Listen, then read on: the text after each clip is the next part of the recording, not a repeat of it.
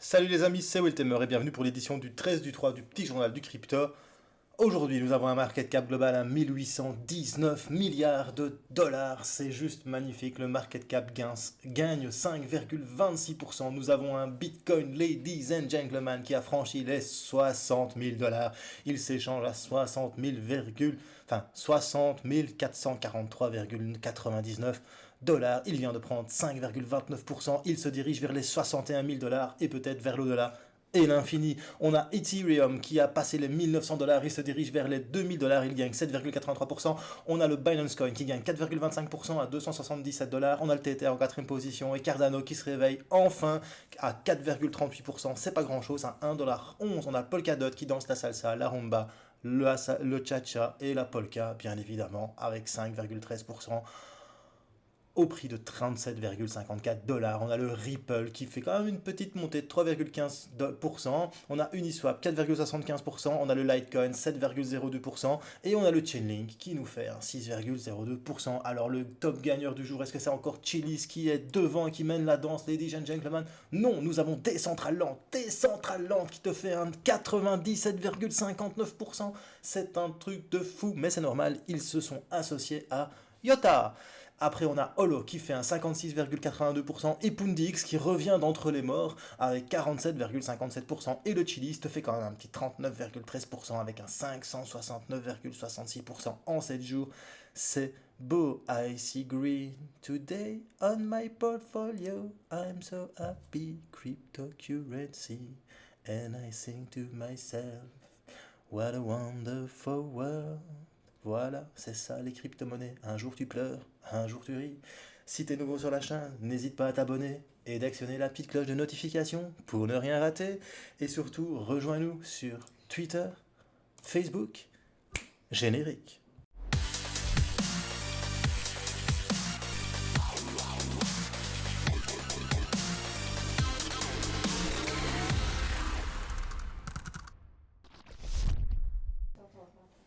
Alors, à moins que tu vives dans une grotte cachée sur Mars, ou je vais pas dire sur la Lune, parce que si tu étais sur la Lune, tu aurais bien vu le Bitcoin arriver, mais je veux dire, où que tu sois peut-être sur une planète lointaine, tu n'as pas entendu parler que le Bitcoin était arrivé à 60 000 dollars aujourd'hui.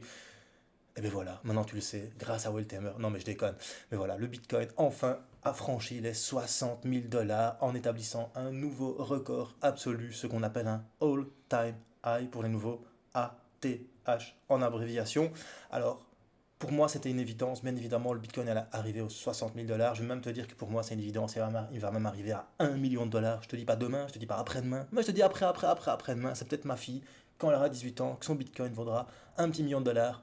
Ce sera un grand plaisir. D'ailleurs, une fois n'est pas coutume, on va directement passer sur TradingView pour que je te montre ça. Regarde comme c'est pas beau quand même. Ma petite target 1, elle était touchée. Ma petite target 2, elle a été touchée. Et là maintenant, je peux mettre target 3, touché. Conclusion, j'ai même pas vendu, j'ai mis un stop loss ici, dynamique, hein, un trailing stop qui suit le cours du Bitcoin et qui petit à petit est en train de monter. On est déjà à 60 600 dollars. Il y a 2 minutes, on était à 60 300 dollars. Conclusion, le Bitcoin, il est vraiment en très très bonne position. Tu vois que sur du H4, on a cassé ici. Attendez, je vais mettre un petit peu mieux pour que tu vois mieux quand même. On va enlever tout ça là. Voilà, on enlève ça et on enlève ça. Donc tu vois que sur du H4, on a cassé ici ce petit canal haussier et on est en price discovery. Donc en fait, il n'y a aucune résistance au-dessous de nous. Le Bitcoin, il peut aller jusqu'à 100 000 dollars s'il veut, il peut aller jusqu'à 70 000 dollars s'il veut. Voilà, là, on est juste dans le hype et dans le plaisir et on regarde simplement la fusée décoller et continuer vers l'au-delà et l'infini. À mon avis, il va aller voir le bout de la Voie lactée, ce qui se passe du côté de... Comment elle s'appelle cette galaxie encore? Je ne sais plus, du côté d'Andromède. Voilà. Allez, après ça, on va voir quand même des petites news. Tu as certainement entendu parler de MicroStrategy et de toutes ces grosses sociétés, Tesla, Square, qui ont investi dans le Bitcoin. Et là, Crypto Potato nous montre aussi qu'il n'y a pas que des grosses sociétés qui investissent dans le Bitcoin. Il y a des petites sociétés familiales. Ah bon, maintenant, petite société, c'est quand même 200 000 dollars qu'ils ont investi. Mais bon, voilà, aux États-Unis, c'est un autre monde qu'en Europe. Hein, les sociétés à deux, donc un mari et une femme, ont simplement investi les économies qu'ils ont gagnées grâce à leur pizzeria il y a un an dans le Bitcoin en plaçant 200 000 dollars dans le Bitcoin. Eh bien, écoute, bravo, bro, parce qu'en un an, tu as fait 350% de gains. Et voilà, c'est beau. Moi, ce que j'aime bien, c'est surtout la réponse de cette personne. Donc, c'est Greg. On lui a posé pourquoi Bitcoin pour ton entreprise. Et sa réponse est vraiment belle. La réponse est simple. J'ai travaillé dur pour économiser de l'argent et je n'aime pas qu'on manque de respect à cet argent et qu'on le dévalorise, pardon. Je n'apprécie pas non plus que les politiciens et les banques centrales réduisent la valeur du travailleur américain à la vitesse d'un imprimeur. Parce que ça, il faut bien le comprendre, hein. Pour l'instant, on imprime, on imprime, on imprime, on imprime des billets, mais la valeur de ton dollar et la valeur de ton euro, elle est en train de chuter. Moi, je suis directeur d'un supermarché et je te promets qu'avec 50 euros, ce que tu achetais il y a un an, tu n'achètes pas la même chose aujourd'hui, hein. Donc voilà. Et pour lui, Bitcoin résout ce problème car, bien évidemment, c'est une offre fixe et une demande illimitée. Ça fait de Bitcoin le choix évident comme réserve de valeur incontournable pour ceux qui ont simplement besoin d'un endroit pour préserver leur capital, quelle que soit la taille de l'entreprise. Eh bien, Greg, franchement, t'as fait ma journée. Quand je dis ça, plaisir, trop plaisir. Conclusion, t'es pas obligé d'être une grosse société pour investir dans le Bitcoin. Tu peux bien évidemment être une petite société, prendre quand même euh, tes coronesses en main, on va dire, parce que bon, c'est quand même 200 000 dollars, ils n'ont pas eu peur, mais bon voilà.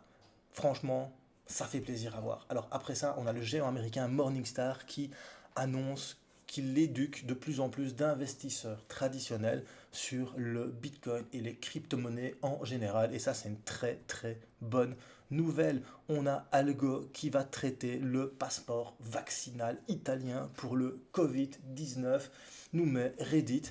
Maintenant, quand tu cherches un petit peu, c'est qu'une proposition et c'est avec My Health Passport que ça va se faire ou pas, hein, parce que moi je trouve ça complètement scandaleux. J'ai l'impression qu'on vient de mettre une petite étoile jaune sur le vêtement, hein, sans vouloir être méchant. Moi, leur passeport numérique de santé, qui se le mettent bien, je pense, parce que c'est tracé vraiment comme si, voilà, c'est l'étoile jaune des années 40, ben c'est la même chose, ça va être le passeport numérique du Covid, c'est vraiment scandaleux, scandaleux. Mais bon, voilà, ils vont peut-être utiliser la blockchain Algo pour faire un passeport de santé numérique basé sur la blockchain.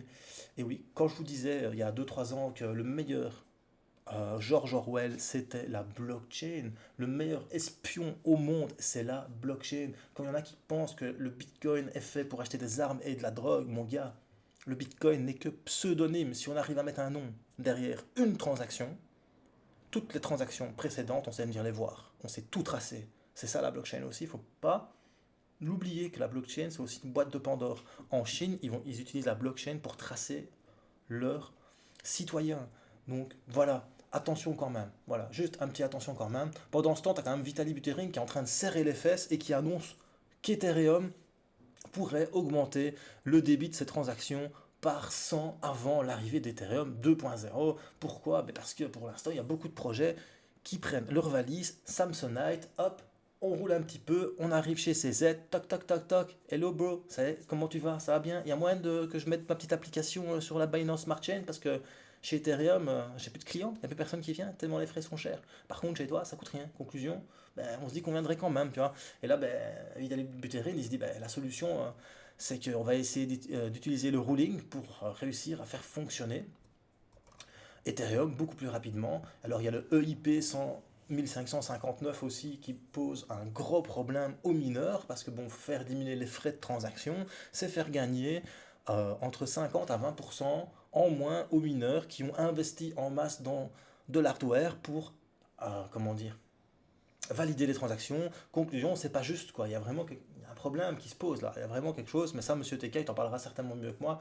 D'ailleurs, je pense qu'il en a parlé dans son live de jeudi. Après ça, il y a BlockFi qui lève 350 millions de dollars pour une évaluation qui monte à 3 milliards de dollars. Pardon. C'est une plateforme de prêt crypto très populaire. Ils ont viennent de faire une levée de fonds grâce à Tiger Global, à Bain Capital Venture et à Pomp Investissement, l'associé d'investissement de Pompeliano. Bien évidemment, le mec, c'est pas l'évangéliseur Bitcoin pour rien. Forcément, il y a bien un business à côté, mais grâce à ça, il arrive à débloquer des capitaux privée pour ce genre de société, car elles ont vraiment besoin de liquidité, parce que développer et des protocoles, ça coûte extrêmement cher. Il faut de bons développeurs, ce qui est une denrée très rare dans la blockchain. Donc ils se payent un pont, ces gens-là. Donc voilà, c'est vraiment bien pour BlockFi, car c'est vraiment une société qui est très très bien et qui a le vent en poupe. On va terminer par le petit mème de la journée, il m'a fait rire. C'est Elon Musk qui demande à que Coinbase liste le Dogecoin. Ben oui, pourquoi pas, hein, tant qu'on y est. Voilà, merci Elon. Enfin voilà. Et je sais pas, à mon avis, c'est un des mecs qui est dans les 10 plus grosses adresses de Dogecoin. Enfin, au final, il n'a pas besoin de ça, quoi. Il est blindé, c'est l'homme le plus riche du monde. Et voilà, au lieu d'essayer de booster Bitcoin, c'est le Dogecoin. Je pense qu'en fait, c'est un grand comique et qui se fout en fait de tous les hedge funds qui l'ont combattu et qui l'ont shorté lorsqu'il lançait Tesla. Il a galéré, personne ne croyait en son projet. Et c'est un gros pied de nez aux banques et au système capitaliste et surtout au système financier actuel. Voilà, j'avais juste envie de vous montrer ça. Moi, ça m'a bien fait rire. Mais bon, le Dogecoin sur Coinbase, à mon avis, il va arriver à 1 $, voire plus. Allez, après les petites news, on va quand même faire une petite analyse technique. Donc, je vous ai déjà analysé le Bitcoin qui est à 60 633 $ pour l'instant. J'avais envie de revenir quand même sur Ethereum. Voilà, regarde Ethereum, on a cassé ici un beau canal qui est plutôt sympathique. Voilà, ici on a cassé ceci. On pourrait même peut-être presque dire que c'est un biseau. Mais bon, t'as ici la mèche qui me dit que non. On a eu un golden cross entre la 50 et la 200 sur du H4, donc c'est cool. On a eu un golden cross sur le MACD. Et ici, on a le RSI qui était en train de chuter et qui est revenu sur cette ligne de tendance haussière. Donc c'est plutôt sympathique. On va quand même jeter un coup d'œil à T-Fuel. Ben, comme annoncé, le T-Fuel a pile poil touché ma première target. Ah, donc ça fait plaisir. Il est remonté et du coup le haut précédent, enfin le bas précédent ici en H1, je vais te montrer parce que là c'est du H4, ça se voit pas bien. Donc on va enlever ça et on va enlever ça. Donc tu vois, ici c'était le bas précédent, quand on est en train de chuter ici, à jouer de résistance. Conclusion, ben, le T-Fuel il est en train de faire un petit reversal. Donc comme il est descendu plus bas que le précédent plus bas, il est parti dans une tendance baissière. C'est ce qu'on appelle un reversal. Hein. S'il s'était arrêté pile poil ici au plus bas, il aurait fait un retracement. Donc il monte et puis il retrace jusqu'au précédent plus bas et puis il repart à la hausse. Mais comme il l'a cassé, et qu'il est remonté et qu'il a buté sur cette ligne, sur cette oblique de résistance qui maintenant, tu peux la changer, la mettre un peu plus comme ça, voilà, mais il a formé un canal baissier, surtout qu'il vient de casser la moyenne mobile 50 qui avait réussi à tenir jusqu'ici, mais bon, t'as le plus bas, donc tu as ce plus bas-ci et ce plus bas-là, ici, qui joue de résistance. Pourquoi? Ben parce que tu peux venir ici, voilà, tu vois, c'est le plus haut ici qui avait joué de support là, donc une touchette, deux touchettes, trois touchettes, quatre touchettes, cinq touchettes, c'est un support. Donc voilà, on est venu taper en support dessus. Malheureusement, ici, la moyenne mobile 50 a fait obstacle et obstruction. Conclusion, je pense que le cours ici du T-Fuel, c'est possible qu'il vienne rejoindre ici la moyenne mobile 100 avec ce support en pointillé jaune quelque part ici. Hop. Attends, mes favoris, je l'ai enlevé. Je viens là, je fais ça. Donc quelque part ici, dans les prochaines heures ou dans les prochains jours. Mais comme on est en H1, ce serait normalement dans les prochaines heures. Alors on va suivre aussi un petit peu mon trade sur le Litecoin. Donc ça fait quand même quelques jours que je suis sur ce trade. Tu vois que Target 1, elle a été touchée. Target 2, elle a été touchée, elle a été dépassée. Donc vendu 33%, vendu 33%. Il me reste 33%. On va aller jusqu'à la Target 3. Et si on n'y va pas, c'est pas grave. De toute façon, j'ai mis un stop loss à la Target 2 et je vendrai les derniers 33% avec un petit bénéfice. Tout simplement. Papapam, on va aller voir ça ici. Avec un petit bénéfice là. Ah, je me suis trompé, pardon. Ouais, moi je prépare rien, j'enregistre tout d'un coup, les gars. Là, de plus ou moins 15%. Donc ça va, hein, on va pas se plaindre. Donc voilà, et pour l'instant, on est quand même sur cette tendance et on a une sortie en entonnoir inversé. Conclusion, le cours risque de faire ça. Hop, tu vois, pour l'instant, il fait ça. Il est en train de faire un hill climb. Il est en train de monter chaque petite vallée. Hop, tu vois. Donc il pourrait te faire un truc du genre, tu vois, comme ça. Un petit hill climb. Hop. Ça pourrait être très sympathique. Vraiment, ça pourrait être très très sympathique. Maintenant, Voilà, tu vois vraiment, c'est un petit escalier, on appelle ça un incline. Et je pense que c'est plutôt sympa. Le seul problème, c'est que pour l'instant, il est en zone de surachat. Maintenant, si tu prolonges cette droite de tendance ici, bah, le RSI peut venir rebondir du à niveau pour repartir plus haut. Tu as quand même le MACD qui est reparti des histos négatifs vers du positif, ce qui est quand même sympa. Donc voilà, ici c'est sur du H4, donc un peu plus long terme. Il faudrait voir en H1 ce que ça raconte et en H1.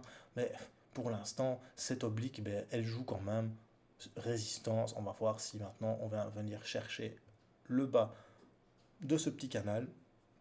Maintenant, si on ne va pas le chercher et que ça continue, on peut peut-être partir et venir directement chercher la target 3 sur le Litecoin. Voilà, c'était Wiltemer pour le petit journal du crypto. J'espère que tu as bien aimé. Bienvenue à tous les nouveaux abonnés. Si tu as bien aimé, n'hésite pas à mettre un petit pouce bleu. Si tu n'as pas aimé, n'insiste pas, mais mets-le quand même. Ton petit pouce rouge, mettez des commentaires. J'adore voir de plus en plus de commentaires sous la vidéo. Ça fait super plaisir. Tu remarqueras que je réponds toujours à tout le monde. Et surtout, bro, n'oublie pas, choose life, choose freedom et choose Bitcoin. Peace.